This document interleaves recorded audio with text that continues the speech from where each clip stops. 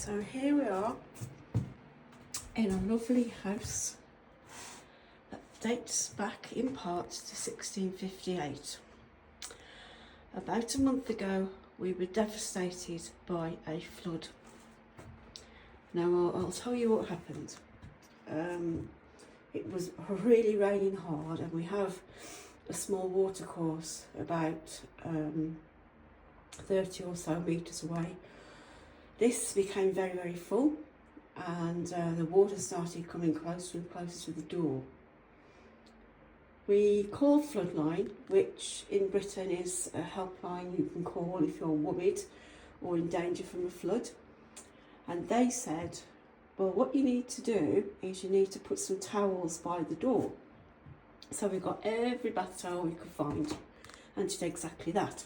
However, so a few minutes later, I'm afraid it didn't work.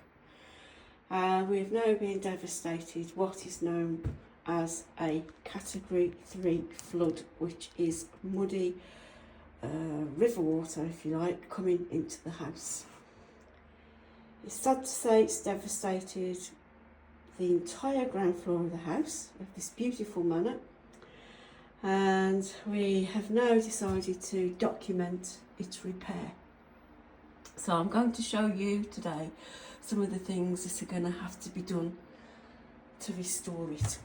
We've got quite a lot of rooms, so I can't show you everything today, but we can work our way around some of it so you can get an idea. This one is the library with all damaged flagstone flooring. The furniture's damaged. There's so much we've got to do in there.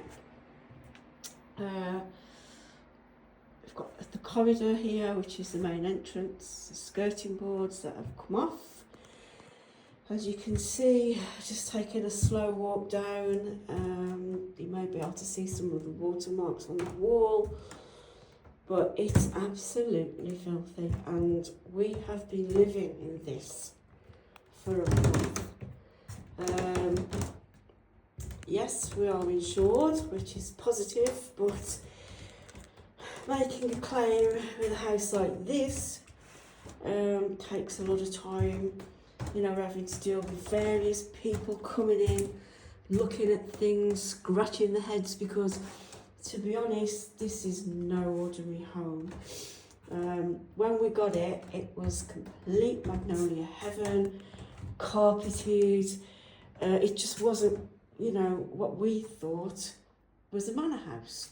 So we've set about over numerous years to transform this house into something spectacularly like no ordinary home. We've got no power here at the moment.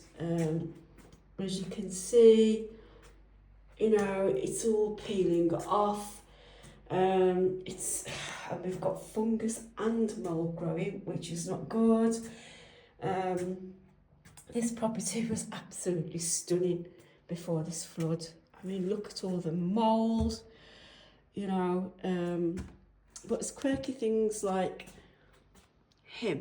I mean, he's amazing. I love him. He's absolutely great. So there's lots and lots of things to show you, but it's going to be a slow process.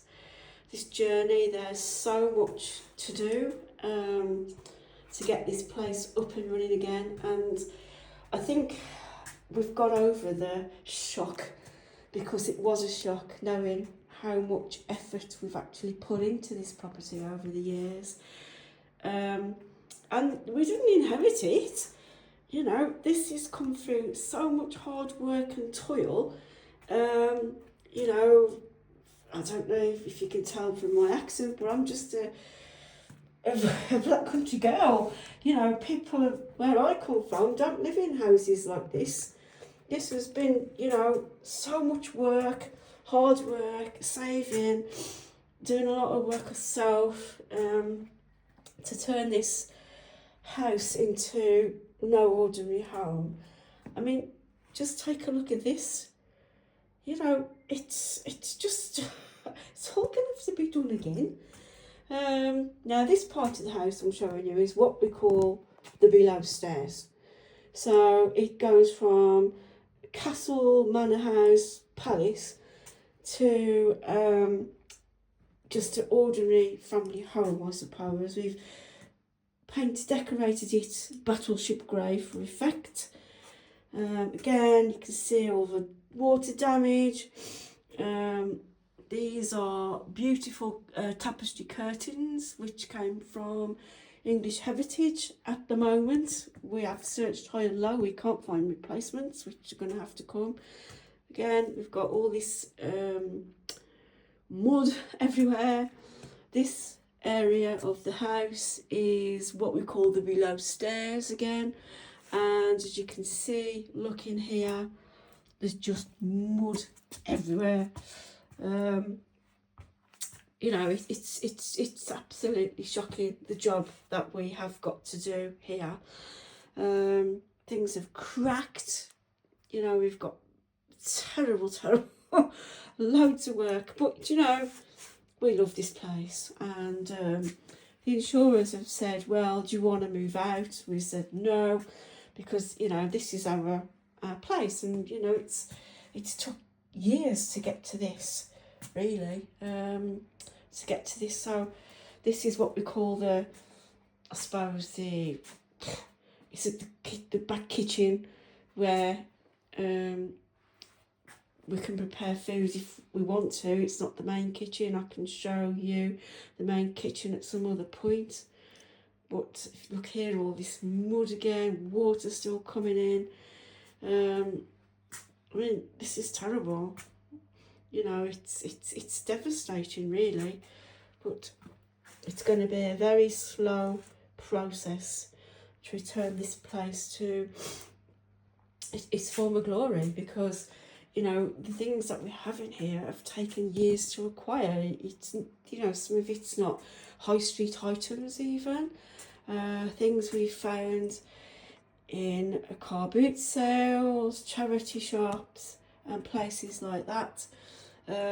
Every room here is themed, so we've tried to do our own little projects, which you will see in time. And this one is one of mine. I'll just show you a little bit of this, but again, it's something that we need to explore in detail. This in here is an Art Deco theatre. The power's not here at the moment, but you know, we will come back when we have power and we'll show you this 1930s theatre that we've created, which is, for me, that's my favourite room in the house. That's going to have to be completely restored, new carpets, new flooring, and it's going to be quite time consuming finding all the stuff that we need. The cleaning job, it's going to have to all be disinfected, revarnished. Got a dog, you see paw marks where it's jumped up and touched things when it was completely muddy. Talking about the dog, actually, on the night that this flood happened, these flood waters were up to here, as you can see, this line here. It was quite scary, to be honest. I was up on the top floor, and then we were trying to retrieve some of the most precious things that we've got from cupboards in this room here. The water was getting higher. As I said, I was upstairs. I'll show you the staircase. I was upstairs taking things upstairs. There were floorboards floating around here, and then approximately 8 o'clock the power went down, and we lost the dog. We couldn't find the dog anywhere. It was like, well, where's the dog? I don't know.